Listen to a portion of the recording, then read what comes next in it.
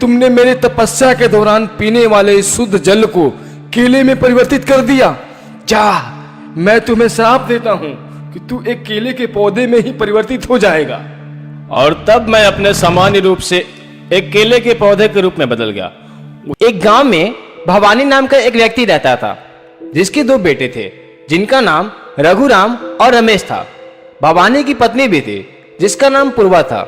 भवानी के दोनों बेटों के आपस में बनती नहीं थी। अक्सर ही वे दोनों एक दूसरे से झगड़ा करते रहते थे तथा एक दूसरे को नीचा दिखाने की कोशिश करते थे।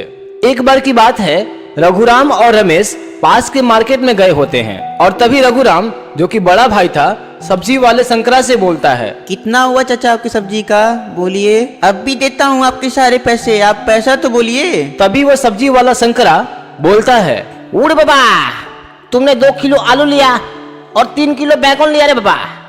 आलू 10 रुपए किलो है तो आलू का 20 रुपए हुआ, और बैगन 20 रुपए किलो है तो बैगन का 60 रुपए हुआ। टोटल 80 रुपए हो रे बाबा। तभी रमेश बोलता है, रघुराम, दे दो इनको पैसा, 80 रुपया देना है, दे दो। मैं तो भूल ही गया था, तुम तो अंग्रेज के जमाने के हो ना, इसलिए तुमको तो 80 रुपये का मतलब ही पता नहीं होगा। 80 रुपया का मतलब 80 रुपीज होता है। अब दे दो इनको 80 रुपीज। कुछ भी जानकारी है नहीं, लेकिन पैसा तो यही रखेंगे। रघुराम गुस्से में अपने भाई रमेश को बोलता है, बोल लो जितना बोलना है, बोल लो। घर चलोगे ना तो हर बात का बदला लूंगा और चुन चुन के बदला लूंगा। और हाँ सब्जी वाले, तुम भी सुन लो, मुझको सब्जियों का दाम अंग्रेजियों में ही बताना। आगे से तो सब्जी मैं बाहर से ले लूंगा कहीं और से, ठीक है ना? कारे बाबा, तुम तो हमको धमकी दे रहा है। सुनो, तुम मेरे यहाँ इसलिए आता है क्योंकि पूरे बाजार में सबसे सस्ती और अच्छी सब्जी हम ही देता है। और हाँ, रही अंग्रेजी की बात तो सुन, वो मगर अंग्रेजी जानता तो सब्जी क्यों बेचता रे बाबा। रघुराम और रमेश के पिता को पेड़ पौधों से बहुत प्यार थे। वो अक्सर ही अपने घर के सामने तरह तरह के पेड़ पौधे लगाया करते थे। उनके घर के आगे पीछे कई तरह के पेड़ पौधे लगे हुए थे। रघुराम एक बार शहर गया होता है। वो वहां से एक केले के छोटे से पौधा लेकर आता है और उसे लेकर अपने घर के सामने लगाकर पानी डालता है और अपने दोनों बेटों को बुलाता है और बोलता है, सुनो तुम सब, रघुराम और रमेश, तुम दोनों लोग अपना कान खोलकर सुन लो। मैं तुम लोगों की कॉलेज की खर्चा और अब तक की तुम्हारे पॉकेट की खर्चा सब चला रहा हूं, लेकिन तुम लोग आज तक ना ही कोई पढ़ाई की और ना ही कहीं नौकरी की। बस घर में पड़े पड़े एक दूसरे से लड़ाई करते रहते हो। पापा, आप कहना क्या चाहते हो? सीधे सीधे बोलो ना, क्यों इधर उधर की बातें कर रहे हो? हमें फालतू का शर्मिंदा कर रहे हो आप। चुप हो जा रघुराम, आज मेरा मूड सही नहीं है, इसलिए तू चुप ही रह, कहीं तेरे को मैं मार ना दूं।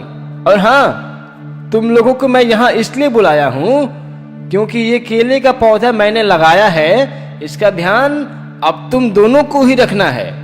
अगर इस पौधे को कुछ हुआ ना तो तुम सब अपना बोरिया बिस्तर उठाकर इस घर से निकल जाना, समझे?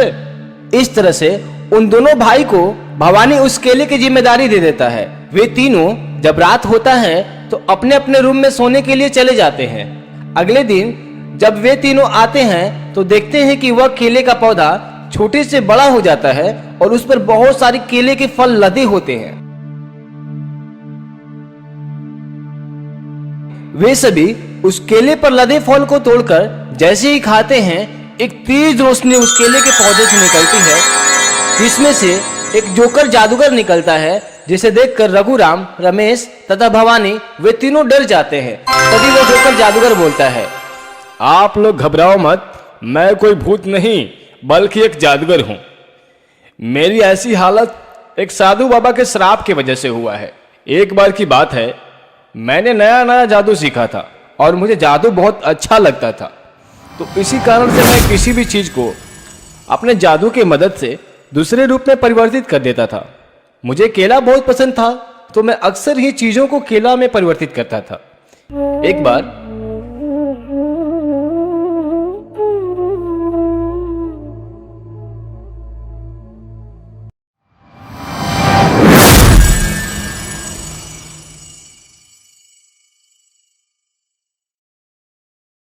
और इस तरह से उनके तपस्या के दौरान पीने वाले पानी को मैंने केला में बदल दिया। तभी, हे घोर पापी, तुम अपने जादू के अहंकार में चूर हो। तुम्हारी ये हिम्मत कि तुमने मेरे तपस्या के दौरान पीने वाले शुद्ध जल को केले में परिवर्तित कर दिया। जा, मैं तुम्हें श्राप देता हूं कि तू एक केले के पौधे में ही परिवर्तित हो जाएगा। और तब मैं अपने सामान्य रूप से एक केले के पौधे के रूप में बदल गया। उसी समय बाबा ने मुझे बोला था कि जब तक कोई तुम्हारे पौधे से कुछ फल ना खा ले तब तक तुम ऐसे ही रहोगे। और आज आप सबने मेरे फल को खाया, जिससे मैं फिर से अपने सामान्य स्थिति में आ गया। मैं आप सभी का बहुत आभारी हूं। इसलिए लीजिए यह जादुई पारस पत्थर। इसमें कुछ भी आप स्पर्श कीजिएगा तो वह धातु सोने में बदल जाएगा।